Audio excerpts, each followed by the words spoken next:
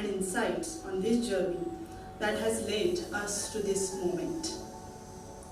I was teaching Bhagavata Purana to my master students. It captivated my mind, heart, and intellect. The Bhagavata Purana, also known as Srimad Bhagavatam, holds a unique position among the sacred text of ancient Indian literature. It is not just a religious scripture, but a treasure trove of philosophy, spirituality, morality, folk tales, and legends. As a narrative of love, devotion, and enlightenment, it captivates the hearts and minds of countless readers across cultures and ages. It is said about Bhagavata Purana that it is the fruit of Vedic research. It is rightly described by Baldev Prabhuji. So it is said that Nigama Kalpa Taroho Galitam Phalam Shuka Mukha Amruta Drava Sindhita Pibata Bhagavata Rasamanaya Muhu Aho Rasika Bhuri Bhavika. It is a fruit of Vedic desire containing ambrosial juice and has issued from the mouth of Shukadeva. So it is said that, O Rasikas, O devotees, drink again and again the reservoir of rasa, the Bhagavata. Bhagavata Mahatmya says that Bhagavata is the essence of Vedas and Upanishads. Bhagavata is considered as the fruit of Vedic tree. Now there is rasa, that is essence, in each and every part of the tree, but it can be tasted only through the fruit. So Bhagavata is that fruit. So the rasa of the Vedas, Upanishads can be tasted through Bhagavata. Taittiriya Upanishad says, Raso vai saha. And rasa is nothing but the ultimate reality, that is Brahman. Lord Krishna is not just avatar in Bhagavata Purana, but he is observed as Purna Brahman, absolute Brahman in Bhagavata. Bhagavata Purana is a rich treasure house of narratives. Narrative analysis of Bhagavata Purana, ऐसा इस पुस्तक का शीर्षक है। इसकी प्रेरणा तो मुझे मिली है जब मैं अध्यापन कर रही थी भागवत पुराण के बारे में।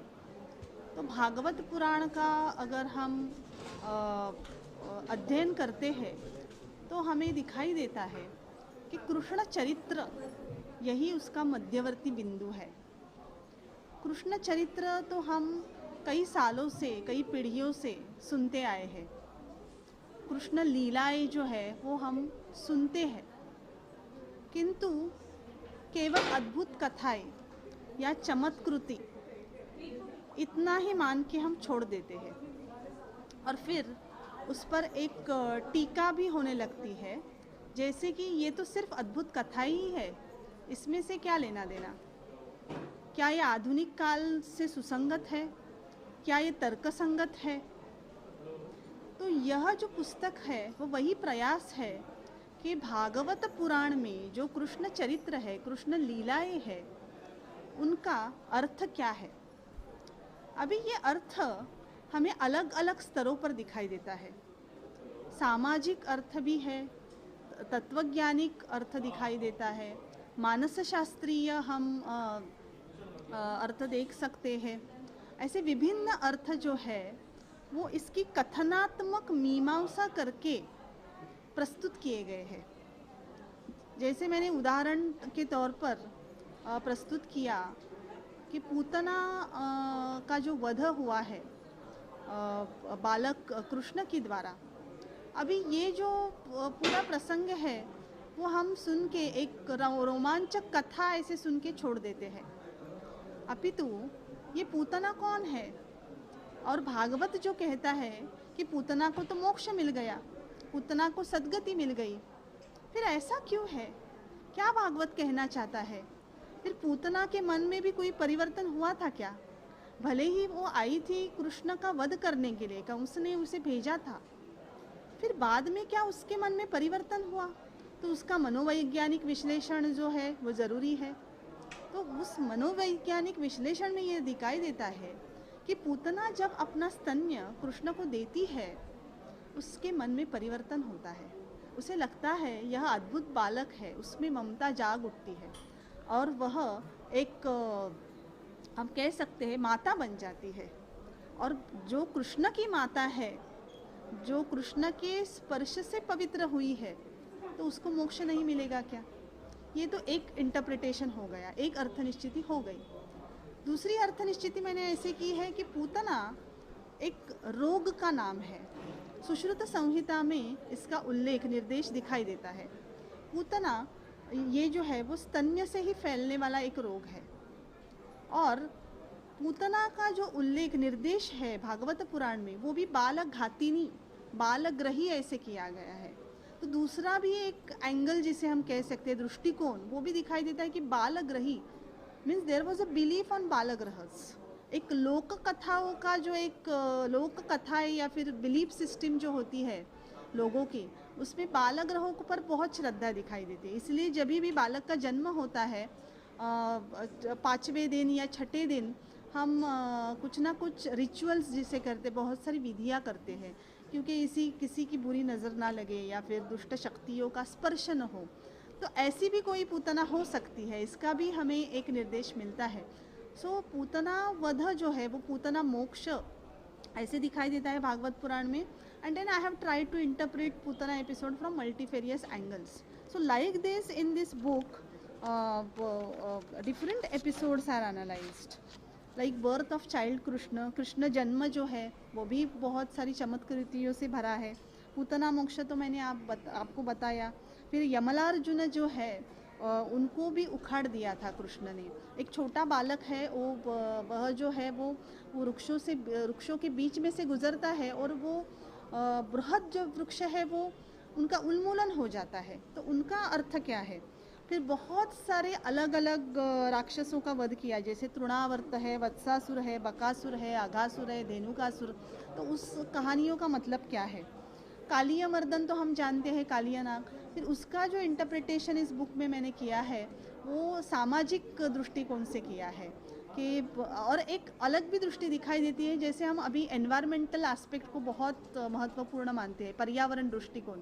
क्योंकि कालिया ने पूरा जो एक वाटर रिजर्वायर था, एक जल स्रोत जो था, वो पूरी तरह से बिगाड़ दिया था। सामान्य लोग जो है, सामान्य जो है वो उसका उपयोग नहीं कर पा रहे थे, वो कृष्ण ने उसे मुक्त कर दिया। So he comes as a folk hero also. एक लोकनायक के मतलब लोकनायक के रूप में भी कृष्ण सामने आता है। उसमें स्पिरिचुअल मीनिंग तो है ही, आध्यात्मिक मीनिंग तो है ही, दिखाई देता है। भागवत की हर एक कथा में आध्यात्मिक अर्थ है, उसके बावजूद कौन कौन से अर्थ है हम देख रहे हैं। फिर गोवर्धन पर्वत को उठाना, एक ही उंगली पे वो उठाते हैं, उसका क्या अर्थ हो सकता है, ये भी मैंने इस पुस्तक में बताया है। फिर गोपी चीरहरण और रास पंचाध्यायी, ये महत्वपूर्ण बहुत ही प्रसंग है, क्योंकि इसके ऊपर बहुत सारी टीकाएँ हमें उपलब्ध होती है, टिप्पणियाँ की जाती है कि अश्लील प्रसंग है। लेकिन फिर अगर हम भागवत पढ़ेंगे तो दिखाई देगा कि ये जो प्रसंग लिखे गए हैं या कहे गए हैं, कथन किए गए हैं, वो आध्यात्मिक दृष्टिकोण से ही कथन किए गए हैं।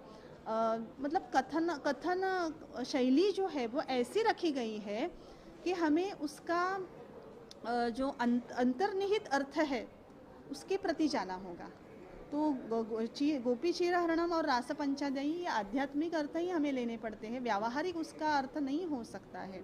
फिर भी रास क्रीड़ा की वजह से हम कृष्ण को हमेशा पहचानते हैं कि कृष्ण और रास क्रीड़ा एक अविभिन्न संबंध है। तो क्या ये संबंध है? एक्चुअली दैट इज़ मधुरा भक्ति। क्योंकि गोपी जो है वो सामान्य स्त्रियां नहीं है, गोपियाँ जो है वो मुक्त जीव का एक प्रतीक है। अभी ये मुक्ति की संकल्पना ही अलग है। मुक्ति यानी क्या? मतलब ये जीवन से मुक्त हो जाना, उतना ही मुक्ति का या मोक्ष का अर्थ है क्या? नहीं। भागवत के अनुसार मोक्ष यानी उस भगवान के साथ रममाण होना, उसके साथ कुछ संबंध प्रस्थापित करना। तो भागवत के अनुसार यशोदा, नंद, सारी गोपियाँ, ये सारे मुक्त जीव है और मुक्ति का आनंद ले रहे हैं। मुक्ति यानी आनंद, it is a total bliss. व्यावहारिक जीवन में हम सुख दुख सभी का अनुभव करते हैं, आनंद नहीं अनुभव कर सकते, pure bliss is not available to us, लेकिन मुक्ति यानी सिर्फ आनंद। और ये जो एपिसोड्स है गोपी चिरहरणम Ras Panchadhyayi, they talk about that relation, that special relation of madhura bhakti, where you see God as your lover. आप भगवान को आपके पति के रूप में देखते हैं, क्योंकि पति पत्नी का जो संबंध होता है वो एक अलग स्तर पे होता है, तन्मयता का होता है। ऐसा संबंध हमें प्रस्थापित करना चाहिए भगवान के साथ। यह संदेश ये दो जो प्रसंग है वो देते हैं। फिर कुब्जा का प्रसंग भी यहाँ पे बताया है। रुक्मिणी स्वयंवर एक प्रसंग जो है उसका मैंने एकनाथ का जो एकनाथ जी जो है जिनका महाराष्ट्र के वारकरी संप्रदाय में बहुत महत्वपूर्ण स्थान है, तो एकनाथ जी का रुक्मिणी स्वयंवर नाम का ग्रंथ है। तो भागवत के से प्रेरित होकर एकनाथ जी रुक्मिणी स्वयंवर लिखते हैं। तो कैसे वेरिएशंस आए हैं, कैसे उसमें अलग अलग भिन्न प्रवाह आए हैं, एकनाथ जी का और तत्वज्ञान हमें क्या दिखाई देता है, वो भी इसमें स्पष्ट किया गया है। फिर स्यमंतक मणि का एक प्रसंग आता है कि कृष्ण पर चोरी का आरोप लगता है। तो फिर ये क्यों लगा? अगर कृष्ण को भगवान मानते हैं, भागवत पुराण में अगर कृष्ण को स्वयं ब्रह्म ही माना गया है, तो ऐसा प्रसंग क्यों आ गया, इसकी भी मीमांसा की गई है। क्योंकि फिर हरिवंश जैसे कि ये किताब जो है इसमें हरिवंश, विष्णु पुराण, भागवत पुराण, ब्रह्मवैवर्त पुराण, और उसके बाद भी जैसे मैंने अभी वारकरी संप्रदाय के बारे में बताया, उसमें जो एक विभिन्नता आई है कथानकों के बारे में, कथानकों के विषयों में, उसकी मीमांसा भी की गई है। फिर एक श्रीदामन प्रसंग जो है जिसे हम सुदामा के नाम से जानते हैं, कि सुदामा जो है वो कृष्ण के पास जाते हैं कुछ मांगने के लिए, लेकिन कुछ मांग नहीं पाते और लौट के आते हैं तो उनको दिखता है सब ऐश्वर्य मिल चुका है।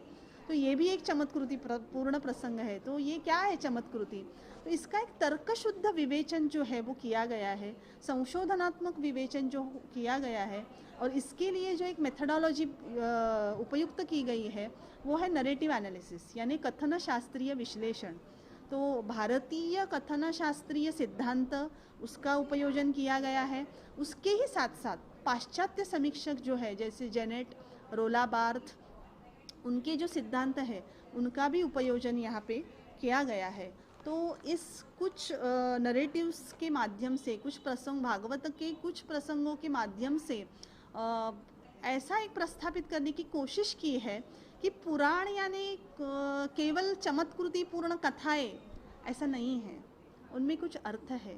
तो कभी तत्वज्ञानात्मक अर्थ है, कभी सामाजिक कुछ तत्व उसमें छुपे हैं, कभी कुछ मॉरल टीचिंग जिसे हम कहते हैं, नैतिकता जो है वो भी वो सिखाते हैं, या कभी कोई हिस्टोरिकल प्रिंसिपल हम जिसे कहते हैं, कोई ऐतिहासिक संदर्भ, एक घटना घट गई थी लेकिन उसे कहने का जो एक कहने की जो पद्धति थी पुराणों की वो अलग थी। अब हमें इतिहास जो अब हमें पढ़ाते हैं वो एक अलग दृष्टिकोण से पढ़ाते हैं, जैसे कि क्रोनोलॉजिकल हिस्ट्री हम पढ़ाते हैं। We have chronologies which happened in this year, that year, etcetera. But तभी जो शैली थी हमारे प्राचीन इतिहासकारों की जो शैली थी, जिन्होंने रामायण महाभारत लिखी या फिर पुराण व्यास जी ने ही लिखी ऐसे कहा जाता है, तो ये शैली जो थी वो कथनात्मक शैली थी। जो एक तत्व बताना है इतिहास में घटा हुआ, तो वो कैसे बताना है? कथाओं के माध्यम से बताना है। तो कथाओं को सिर्फ हम मनोरंजन का साधन नहीं कह सकते हैं, उसमें कुछ बहुत सारे गहन तत्व छुपे हुए हैं, वो हमें जानना चाहिए। इसका प्रबोधन ज़रूर ये पुस्तक कर पाएगा, ऐसी मेरी मनीषा है। इस किताब को लिखने के दौरान उसकी स्रोत क्या रही, कहाँ से आपको ये सब थॉट्स वगैरह कैसे? मेन सोर्स तो था भागवत पुराण, फिर उसके ऊपर बहुत सारे व्याख्याएं लिखी गई है, जैसे कि अद्वैत, द्वैत, विशिष्टाद्वैत, शुद्धाद्वैत, अचिंत्य भेदाभेद, इन सभी संप्रदायों के आचार्यों ने इस पे व्याख्याएं लिखी गई है। तो इन व्याख्यानों का तो मैंने आधार लिया ही है। फिर हरिवंश, विष्णु पुराण, ब्रह्मवैवर्त पुराण और कुछ अलग अलग जो ग्रंथ है उसका भी एक स्रोत आधार उपयुक्त किया गया है। फिर बहुत सारे सेकेंडरी सोर्सेस जिन्होंने भागवत पर पहले रिसर्च किया है, पहले संशोधन किया है, वो तो देखना ज़रूरी है, क्योंकि वो भागवत के बारे में क्या कहना चाहते हैं, वो इन कथाओं के बारे में क्या कहना चाहते हैं, उन्होंने इनका अर्थ क्या जाना है और मैं क्या इसके बारे में बोल सकती हूँ। तो इसके लिए बहुत सारे दुय्यम जो स्रोत है, यानी पाश्चात्य संशोधक और उसके ही साथ साथ भारतीय संशोधक का भी बहुत सारा मार्गदर्शन इस बारे में उपलब्ध हुआ है।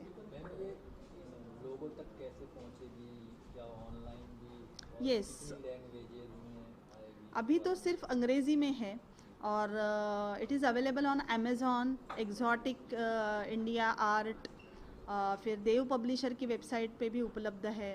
तो इन सभी से पुस्तक ऑर्डर की जा सकती है। लैंग्वेजेस में प्लान है? मे बी इन फ्यूचर, भविष्य में शायद इसका प्रयास कर सकती हूँ, क्योंकि एक मुझे इसमें दिखाई दिया, ये बुक तो संशोधन ऊपर मतलब संशोधन पर बुक पुस्तक है, फिर भी सामान्य जो एक वाचक वर्ग है उसे भी बहुत सारी जानने की जिज्ञासा है कृष्ण चरित्र के बारे में, कृष्ण लीला के बारे में, क्योंकि वो हमारे क्या कह सकते हैं, हमारे रग रग में अनुस्यूत है कृष्ण चरित्र। हम जानते ही है, बचपन से सुनते आए हैं उसमें, तो उसका अर्थ क्या हो सकता है, सामान्य वाचकों की भी जिज्ञासा है। तो definitely in future I will definitely plan to translate it or write user friendly book which will be taken. Part का भी इंतजार है? हाँ, क्योंकि इसमें अभी मैंने प्रसंग बताए वो सिलेक्टेड ही थे, क्योंकि उसमें बहुत सारी मीमांसा करनी थी। तो अभी तो मैं ऐसे एक सोच रही हूँ, लेकिन by Lord Krishna's grace if possible मैं चाहूँगी कि और, क्योंकि भागवत तो एक अथांग समुद्र की तरह है, तो उसमें से और भी मैं कुछ प्रसंग लूँ और तो देखेंगे 2 वॉल्यूम्स या 3 वॉल्यूम्स में भी शायद ये प्रकाशित हो सकती है।